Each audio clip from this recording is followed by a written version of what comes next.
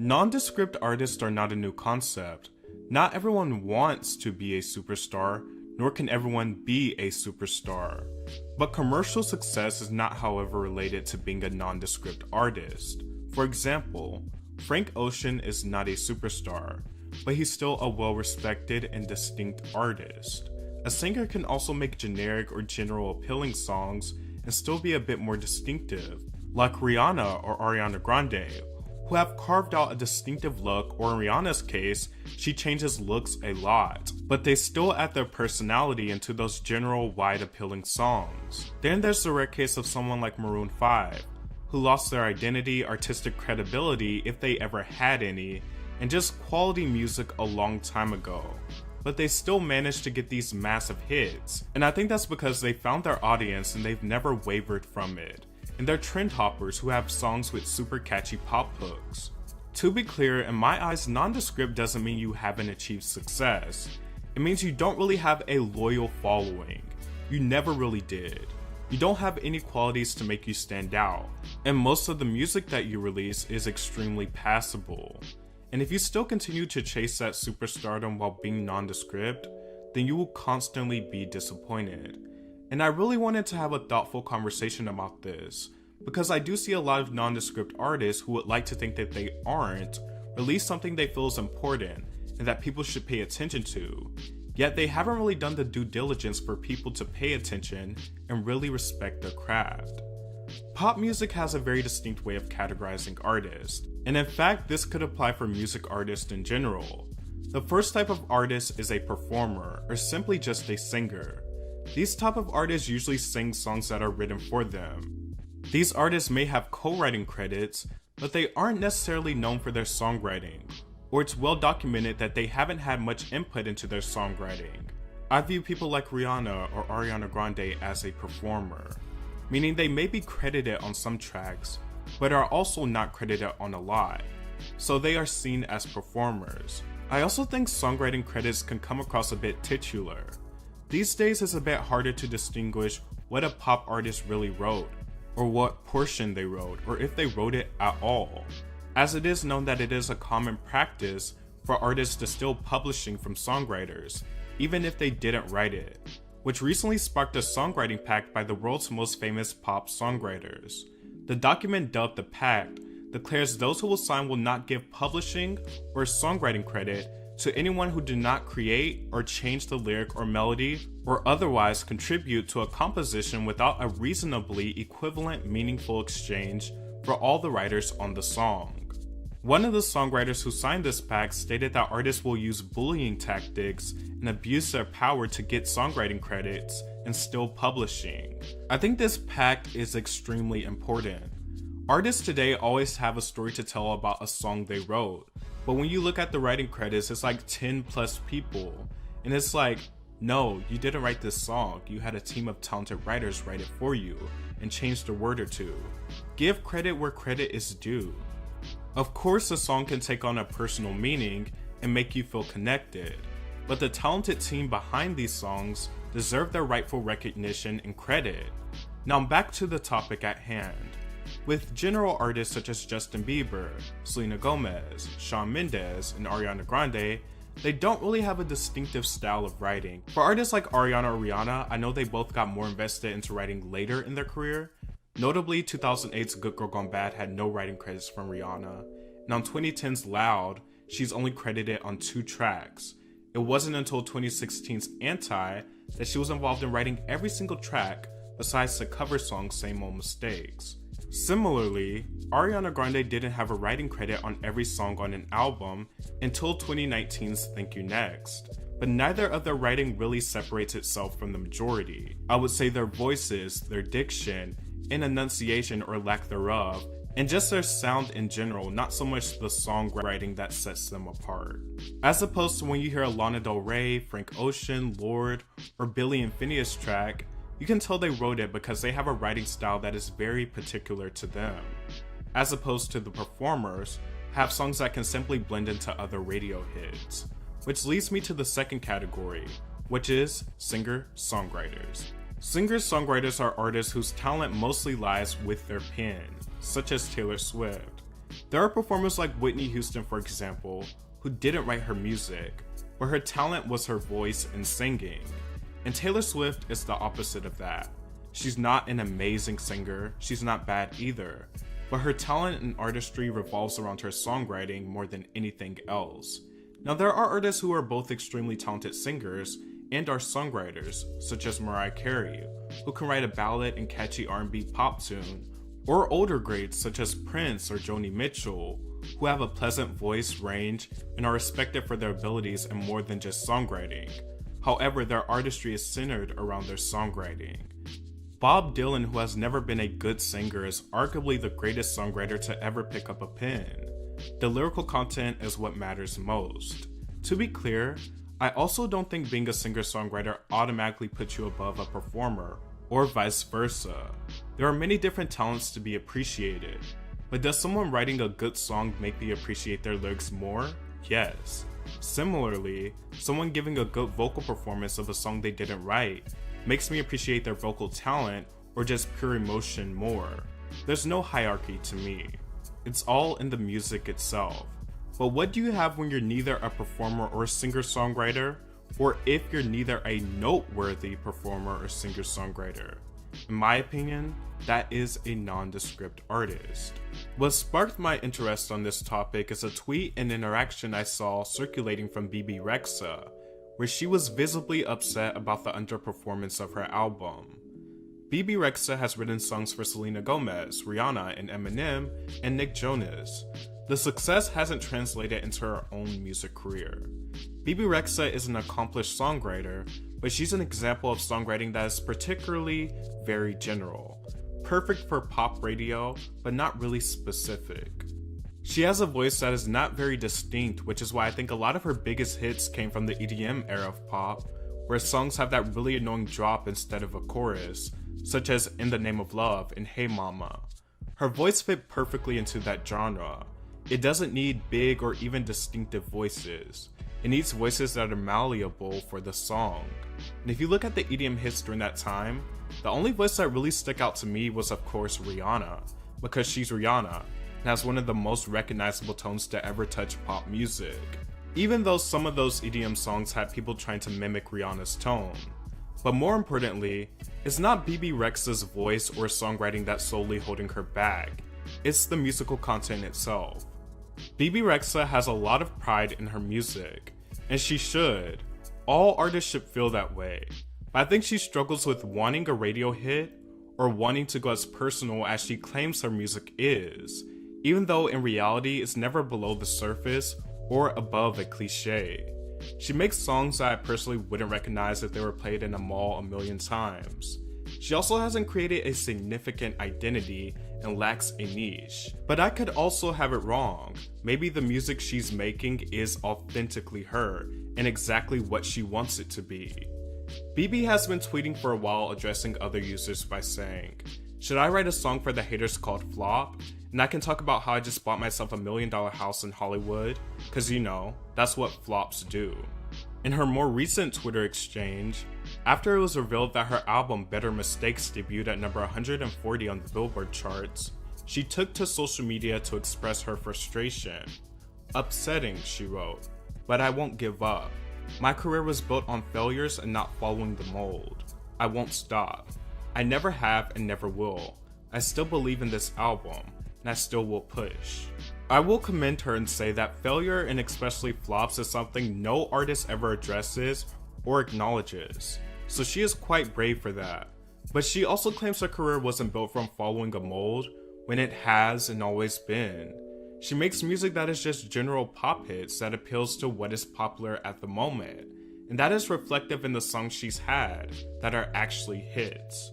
But I think in Beeb's case, there's always been more interesting people doing what she does better. I feel like she might lack some awareness when it comes to her music or the direction of her music career, which can feel a bit directionless. One song I do remember by her is the Meant to Be song with Florida Georgia Line, which was a massive hit and pretty inescapable during its time. But once again, I think it just generally falls into that category of songs that can be sung by anyone at all. Another star, Selena Gomez, recently expressed her desire to quit music because she feels like people aren't taking her seriously or her music seriously. But how are you mad that people don't take you seriously when you haven't put in the work to be taken seriously? Selena benefits from being a Disney Channel X act, which attached some form of identity to her. Otherwise, her identity isn't too omnipresent. Her 2020 album Rare was a decent effort, but never quite landed. Selena has had glimmers of hope, such as Bad Liar, but never explored deeper territory. Not to mention her less than stellar voice, and for the most part non-specific songwriting. However, 2020's Lose You to Love Me was a step in the right direction when it comes to more personal pop for her. But she didn't really delve any deeper or build upon that. She's had a music career for over a decade, and has had no hugely significant improvements vocally, musically, or within her artistry, but she can provide a decent radio single here and there, and a decent song.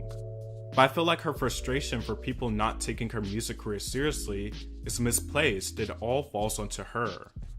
I'm not exactly sure if nondescript artists lack self-awareness, are aware but feel like what they make is top tier, or just simply trying to chase another hit.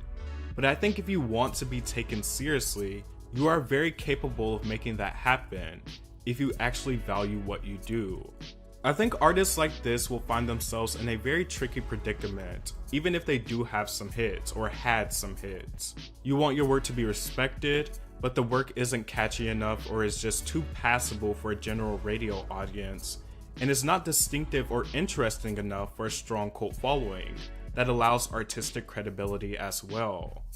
Doja Cat, for example, started off with a spoof song called Moo, and transformed into a star that is recognizable amongst her peers. And she's pumping out music that is connecting with the youth, but also makes her stand out. But for pop stars who truly take a chance outside of the pop music world, or what have come to be the pop norms, I think Charli XCX and Carly Rae Jepsen should be the archetype for failed pop stars becoming smaller yet lively pop heroes. Instead of trying to keep up with what's trendy and achieving nothing but inevitable failure, they took a chance, got respect, a more loyal following, and artistic respect as well. Artists who are chasing hits in top 40s just to realize that radio does not want them will never progress outside of the bubble they've made for themselves. Charli XCX and Carly Rae Jepsen are examples of artists who deprioritized making radio hits, took control of their careers, and centered focus on their artistry. Carly Rae Jepsen is most known for her 2011 mega smash hit Call Me Maybe. Shortly after Call Me Maybe, Carly, perhaps with the help of her label, tried to replicate the success of the track. She had a few moments with songs like Good Time and I Really Like You, but with a song like Call Me Maybe that towered her and also sort of plays into the novelty one-hit wonder act, it became clear that it was not something she would be able to replicate. Instead of continuously chasing those waterfalls, she reinvented herself with 2015's Emotion, becoming somewhat of an indie darling and gaining artistic credibility in the same period. The move was seen as very unlikely, a one-hit wonder evolving into something a bit more substantial, but nonetheless, it paid off. Carly Rae Jepsen has an extremely loyal following that supports her music and artistic direction while gaining critical acclaim. Charli XCX, on the other hand, has never really been a super typical pop star. She's never had uber success either. She's always been moderately popular. She has a very punkish voice and made these big summer party songs such as I Love It, Fancy with Iggy Azalea, and Boom Clap. In 2016, she began a transitional phase with Vroom Vroom. And after that, she sort of sprinkled what was to come from her in these general appealing songs like After the After Party and Boys. I would also like to mention that Charli is an accomplished songwriter in her own right. She co-wrote Señorita by Camila Cabello and Shawn Mendes, Same Old Love by Selena Gomez, and Beg For It, just to name a few. As time progressed, Charli grew even more of a cult following, and eventually transitioned into an avant-garde and hyperpop act. She is one of the leading figures within that genre. That doesn't mean Charli doesn't still make pop hits that are easily digestible to a wide audience here and there, but for the most part, she has cultivated a lane of her own, where she has afforded the opportunity to make a wide appealing pop hit, but also makes the music that she wants to. She's in a very interesting position where she can do both and occasionally does both if she wants to. Both of these artists are still pop stars at their core, who have either grown or transitioned along with their fanbase, while also managing to bring in a different set of listeners who might not have appreciated them before. Now that doesn't always translate to mega successful top 40 hits, but it doesn't have to because they have people who support their music and take their music seriously, instead of watering themselves down to get a hit, but still not getting any reception, or at least the reception they wanted. Ultimately, I think nondescript artists who want to be seen in a more serious light should stop chasing hits and watering themselves down. Otherwise, they'll continue to be utterly disappointed when they realize the work they are doing is still not getting the praise or reactions that they want or feel should get. Because there comes a point when you're still chasing hits, but the audience that once supported those hits just don't care. Whether it's due to a changing musical landscape, the artist, or the music itself. Meanwhile, you could have a loyal fanbase who listens to everything you do, and although they might not be instant smashes, a lot of cult following albums from artists who don't necessarily appeal to a mainstream audience start off pretty small but gradually builds up and people respect what you do more. For artists who do have some type of recognition or hits that were big but their music isn't connecting, will also have a much easier time getting someone to pay attention to them instead of someone who's starting from the absolute bottom. And of course, the respect and admiration for smaller artists like Charlie XCX or Carly Rae Jepsen doesn't come out of thin air. The music actually has to be good or at least appeal to a niche. Cultivate something that is distinctive to you. The reason artists like Beyonce, Taylor Swift, Rihanna, The Weeknd don't have to worry about things like this is because they have brought to the table sounds that are both wide appealing and shows their personality. They all have qualities that have set them apart, whether that be the writing style, personality, looks, or all. Rihanna didn't have a hand in writing some of her earlier, most recognizable hits, yet she has still cultivated a sound for herself that is very her, which is why we hear so many Rihanna-isms on pop radio today. Her sound and tone have been very influential, and a lot of people have made some successful hits with her leftovers. And I say this to say that it's not necessarily about being the most talented vocally, or the most talented songwriter, or even being a songwriter or a vocalist. It's just about individuality, which is what nondescript artists lack. And I think some people may be like, well, that drastic change letting go of top 40 might not be for everyone and might not work for everyone. And I agree. Some people are just not those type of artists. However, I do think you can still work on a niche. Dua Lipa did an amazing job going from her first album to her second album, which completely reinvigorated her. She found a lane that was more distinct but also personally her. You can look at Rihanna as an example as well. Her first two albums were not major smashes, she was written off as a one-hit wonder, but when Good Girl Gone Bad came around, she completely leveled up with catchier songs, a distinctive look, and a personality that could not be ignored. And if you want to take it further back, Janet Jackson's Control is really the standard when it comes to transitioning into a more distinct and respectable artist. Her first two albums flopped, and with her album Control, she completely changed the game. And that's a high standard, but the point is, it's very possible to create a more distinct character in your music without abandoning top 40. No one is entitled to purchase, support, or take anyone's music seriously. But if the artist takes themselves seriously and puts effort into evolving their craft, more likely than not, they will attract the people who will give them the validation they crave.